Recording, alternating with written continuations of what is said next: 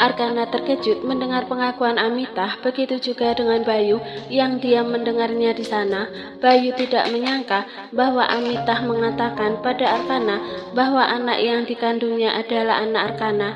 Bayu tidak senang mendengar Amita mengakui Arkana sebagai ayah dari anak dalam kandungan Amita. Bukan karena Bayu cemburu, tapi karena Bayu benci pada Amita yang suka memanfaatkan pria kaya demi kepentingannya sendiri. Namun jika ia bicara, maka Arkana pasti bertanya padanya. Lebih baik ia diam saja di sana demi keselamatannya sendiri. "Kamu hamil anak saya?" tanya Arkana mengerutkan keningnya melihat Amita. "Iya tuan." Masuk ke mobil, bicara di dalam mobil saja. Ini adalah aib. Arkana akan semakin malu jika ada orang lain yang mendengarnya, tapi ia masih ingin bicara dengan Amita hingga ia meminta Amita masuk ke mobilnya. Dengan cepat Amita masuk ke mobil Arkana. Ia duduk di sebelah Arkana yang duduk dengan posisi menyilangkan kedua kakinya. Keangkuhan dan sikap dingin pria itu terlihat jelas. Sosoknya yang seperti itu menunjukkan karismanya sebagai pria berkuasa. Amita semakin menyukai sosok pria itu hingga ia mencoba duduk sopan di sebelah Arkana dengan tetap menjaga jarak dan juga menjaga ekspresinya tetap tenang. Meski saat ini ia sangat senang bisa duduk berdampingan dengan pria tampan ini. "Setahu saya, perempuan yang terjun ke dunia malam seperti kamu akan berusaha menjaga diri agar tidak hamil, apalagi kamu kerja melayani para pria kesepian dan bosmu pasti sudah memberitahumu sebelumnya bahwa semua perempuan yang bekerja seperti itu harus menjaga dirinya. Jadi saya pikir malam itu kamu sudah memakai pengaman, tapi kenapa kamu bisa hamil?" Kening Arkana mengerut melihat Amita. Ia heran dan penasaran pada Amita yang hamil. Amita menjadi gugup setelah mendengar pertanyaan Arkana. Benar kata Pak Amir, pria ini memang tidak gampang dibohongi. Sebenarnya saya ingin minum obat pencegah kehamilan waktu itu, tapi karena saya terburu-buru, jadi saya melupakannya. Maafkan saya Tuan, ini pertama kalinya saya lupa makan obat. Sebelumnya saat saya melayani beberapa pria, saya tidak pernah lupa makan obat pengaman. Arkana terkejut mendengar Amita sudah pernah melayani pria lain selain dirinya. Setahunya perempuan malam itu masih perawan. "Kau bilang sudah melayani pria? Maksudmu beberapa pria kesepian selain diriku?" "Benar, ini memang pekerjaan saya Tuan Arkana, tapi saya sudah berhenti karena permintaan Tuan yang menginginkan saya. Saya juga baru tahu kemarin kalau saya ternyata hamil anak Anda. Orang terakhir yang tidur dengan saya, Amita, sudah diberitahu oleh Rafa bahwa Sania sudah beberapa kali melayani seorang pria hidung belang. Karena itu Amita memposisikan dirinya sebagai Sania, padahal kenyataannya Sania tidak pernah sekalipun melayani pria lain selain Arkana. Arkana semakin curiga jika perempuan ini bukan perempuan yang ia cari, namun pria itu tetap bersikap tenang. Amita yang tampak khawatir akan kebohongannya terbongkar mengeluarkan surat keterangan kehamilannya, lalu menunjukkan surat itu pada Arkana. "Ini surat kehamilan saya dari dokter. Anda bisa lihat bukti itu kalau saya tidak berbohong." Arkana melihatnya, tapi entah kenapa ia sama sekali tidak tertarik. "Jadi apa yang kau inginkan sekarang, Nona Amita? Apa kau ingin aku bertanggung jawab dengan menikahimu?" "Sebenarnya saya tidak ingin menikah Tuan, apalagi dengan Tuan yang jelas statusnya lebih tinggi dari saya, yang cuma seorang wanita penghibur. Tapi saya merasa kasihan dengan anak ini kalau dia tidak punya ayah. Karena itu saya berharap Tuan memikirkan nasib anak ini kelak." Dari kata-kata Amita yang bertele-tele, Arkana bisa langsung tahu bahwa wanita itu ingin dinikahi. "Baiklah, seperti yang kau inginkan, tapi tunggulah beberapa hari di villa." "Tuan," Amita menunjukkan ekspresi sedih dan kecewa, "saya ini adalah wanita yang mengandung anak Anda. Saya ingin sekali dekat dengan Anda. Mungkin keinginan anak ini juga. Jadi apa boleh saya tinggal di rumah Anda?" "Baiklah." Arkana menyetujui keinginan Amita begitu saja. Hal itu yang membuat Amita terkejut tapi juga senang. Pria ini benar-benar aneh. Dia nggak cuma doyan wanita malam yang suka gonta-ganti pria, tapi juga gampang terpengaruh sama perempuan yang menyedihkan. Aku cuma memasang muka sedih. Dia langsung setuju. Batin Amita tersenyum puas di sana, sedangkan Arkanah meminta Taksa melajukan mobilnya ke dalam. Bayu yang masih ada di luar tadi penasaran melihat Amita tidak keluar dari mobil Arkana, malah mobil itu melaju masuk hingga ia buru-buru masuk dengan mobilnya. Di dalam, Arkanah meminta Boni memberikan kamar tamu untuk Amita. Namun setelah itu, Arkanah naik ke atas tanpa peduli lagi dengan Amita. Amita yang ada di bawah bersama Boni mulai menunjukkan keangkuhannya dan kesombongannya. Hai, kau belum tahu siapa aku kan? Aku Amita, tunangan Tuan Arkana dan juga calon ibu dari anaknya. Baik Nona Amita, mari saya antar ke kamar Anda. Boni tidak suka sikap sombong perempuan ini, tapi ia tetap bersikap sopan karena menghormati tuannya.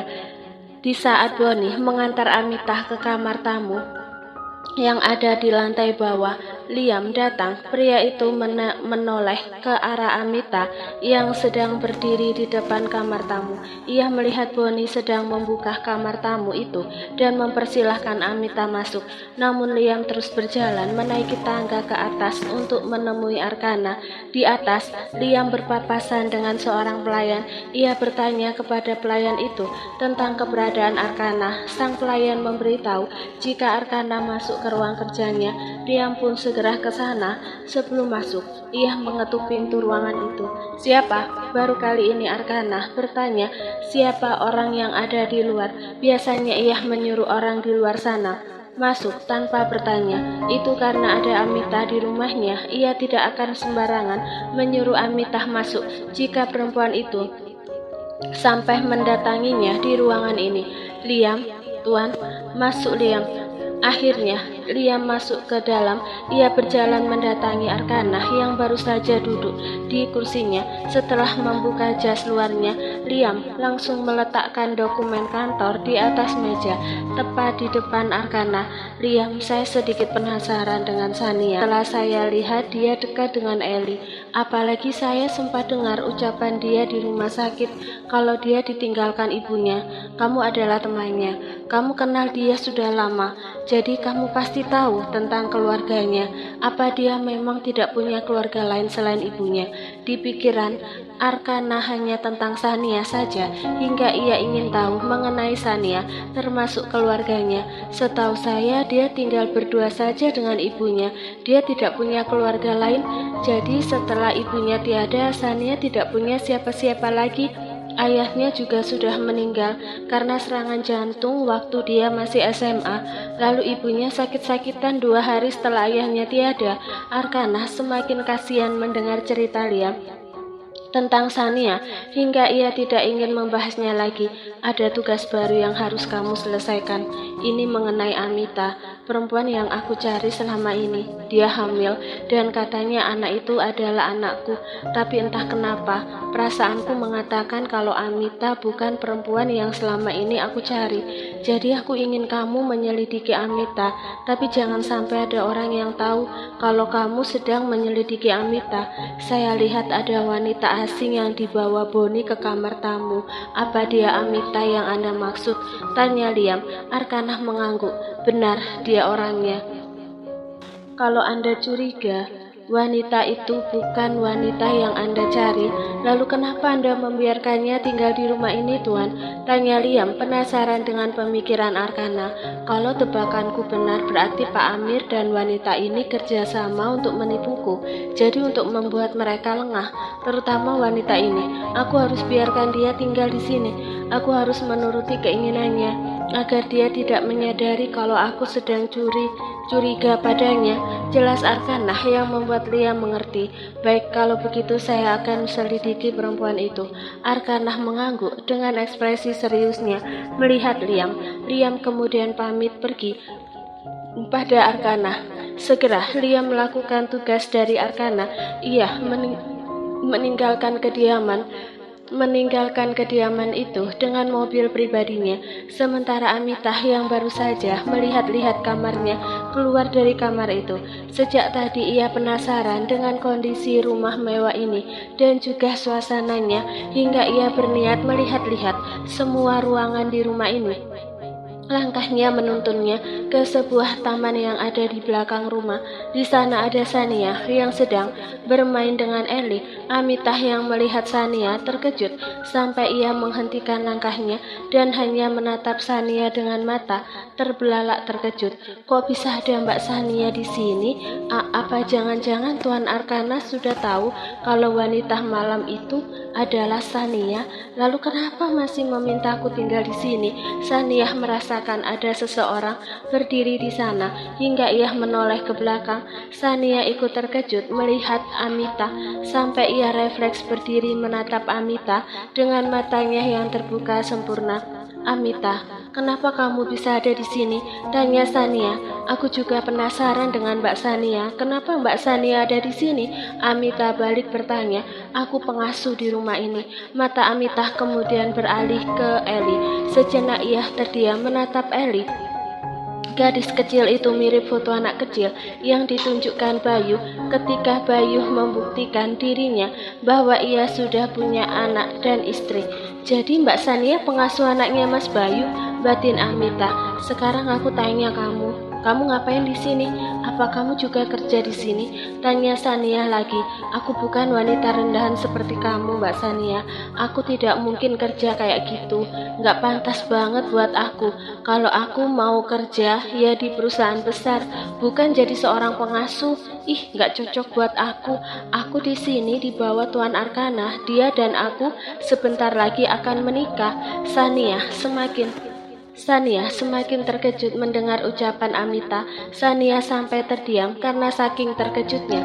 Amitah yang ada di sana berjalan mendekati Sania. Ia berdiri di depan Sania sembari menatap Sania dengan tatapan angkuhnya. Menyedihkan sekali. Setelah cerai dari kakakku, hidupmu semakin sulit saja. Aku kasihan padamu, tapi mau bagaimana lagi? Itu memang sudah takdirmu. Mau kamu bagaimanapun, kau hanya akan jadi wanita miskin murahan. Dan aku muak melihat wanita murahan seperti kamu. Jadi mungkin kamu akan cari pekerjaan lain setelah aku menikah dengan Tuan Arkana. Karena aku gak akan biarin wanita malam seperti dirimu berkeliaran di sekitarku. Sania tidak tahan dengan penghinaan Amitah hingga ia berani menampar Amitah. Bahkan ia lupa bahwa di sana ada Eli. Eli ketakutan hingga berlari dari sana. Sebelum kamu berhasil memecatku dari sini, aku akan pergi karena aku gak akan biarkan diriku direndahkan lagi sama orang-orang seperti kalian. Tegas Sania dengan matanya yang nyalang melihat Amitah. Di saat itu Arkana datang sembari menggendong Eli. Eli yang ketakutan tadi berlari memanggil pamannya hingga Arkana datang ke sana. Sania yang melihat Arkana berjalan mendekati Arkana. Saya nggak nyangka kalau Pak Arka punya hubungan dengan adik mantan suami saya. Kalau saya tahu, saya nggak akan terima pekerjaan ini, ucap Sania yang membuat Arkana bingung. Apa maksudmu, Sania? Tanya Arkana. Amitah adalah adik mantan suami saya, dan hari ini saya tahu dari Amitah kalau Anda punya hubungan dengan dia. Arkana terkejut mendengarnya. Saya juga tidak tahu kalau Amitah adalah adik mantan suami kamu, Sania. Saya nggak berhak ikut campur urusan pribadi Anda, karena saya cuma seorang pengasuh di rumah Anda. Tapi hati saya sudah hancur karena mantan suami saya, dan saya sudah bersumpah bahwa saya tidak akan pernah punya hubungan apapun dengan siapapun yang berhubungan dengan mantan suami saya. Jadi saya minta maaf Pak Arka, saya harus berhenti kerja di rumah Anda, dan selamat untuk pernikahan Anda. Setelah mengatakan itu, Sania melangkahkan kakinya untuk pergi, tapi Sania ditahan oleh Arkana yang meraih lengannya. Sania menghentikan langkahnya yang baru berjalan 3 langkah dari Arkana. Tolong lepaskan saya, Sania. Saya tahu kamu sakit hati dengan mantan suami kamu, tapi tolong pikirkan lagi. Kamu butuh pekerjaan dan kamu sedang hamil. Kamu mau kemana dalam keadaan hamil begitu? Pikirkan bayimu, jangan pikirkan emosimu saja. Pak Arka nggak tahu gimana jadi saya. Saya hancur Pak Arka, saya hancur. kehormatan saya direnggut secara paksa, dan saya benci dengan orang yang sudah merenggut kehormatan saya. Gara-gara dia saya jadi begini, saya hamil, ibu saya tiada dan saya diceraikan. Semua itu karena mantan suami saya. Jadi tolong jangan bicara tentang emosi di depan saya. Untuk pertama kalinya, Arkanah melihat Sania marah. Ia terkejut sampai ia hanya diam saja menatap Sania. Sania yang kecewa menghempas lengannya yang masih dipegang Arkanah. Ia kembali melangkahkan kakinya meninggalkan tempat itu. Amitah yang ada di sana berjalan mendekati Arkanah, tapi Arkanah malah pergi. Arkanah mengejar Sania yang ingin meninggalkan rumahnya. Ia tidak bisa membiarkan Sania pergi begitu saja, apalagi ia tahu bahwa Sania tidak punya siapapun lagi setelah ibunya tiada. Ditambah Sania sedang hamil. Di saat ia mengejar Sania yang melangkah ke kamarnya, Liam datang lagi. Arkanah beralih menghampiri Liam. "Liam, kenapa kau kembali lagi?" tanya Arkanah pada Liam. "Saya melupakan dokumen proyeknya, Tuan. Sekarang saya mau pergi mengambilnya di ruangan Anda." "Sebelum itu tolong kamu bicara dengan Sania." Liam mengerutkan keningnya. Ia tiba-tiba heran mendengar Arkanah meminta tolong padanya, dan itu menyangkut Sania. "Ada apa dengan Sania, Tuan?" "Aku baru tahu kalau Amita adalah adik mantan suami Sania. Sania mungkin sudah sakit hati sekali dengan mantan suaminya, sampai dia tidak mau punya hubungan lagi dengan mereka. Jadi saat tahu Amita tinggal di sini, dia memilih pergi." Liam terkejut mendengar hal itu. "Saya tidak menyangka kalau mereka saling kenal." "Liam, kau temannya Sania. Dia pasti mendengarkanmu dibanding aku yang bukan siapa-siapa baginya. Bujuk dia supaya dia tidak meninggalkan rumah ini." "Entah kenapa, aku tidak tega kalau dia pergi dari sini. Mungkin karena aku tahu dia tidak punya siapapun lagi. Setelah ibunya meninggal, posisiku juga sedang sulit saat ini. Aku tidak mungkin menyuruh Amita pergi secara tiba-tiba. Dia akan curiga." Arkanah sangat terobsesi dengan wanita malam itu, hingga ia tidak bisa menyuruh Amita pergi sebelum ia yakin bahwa Amita bukan wanita itu.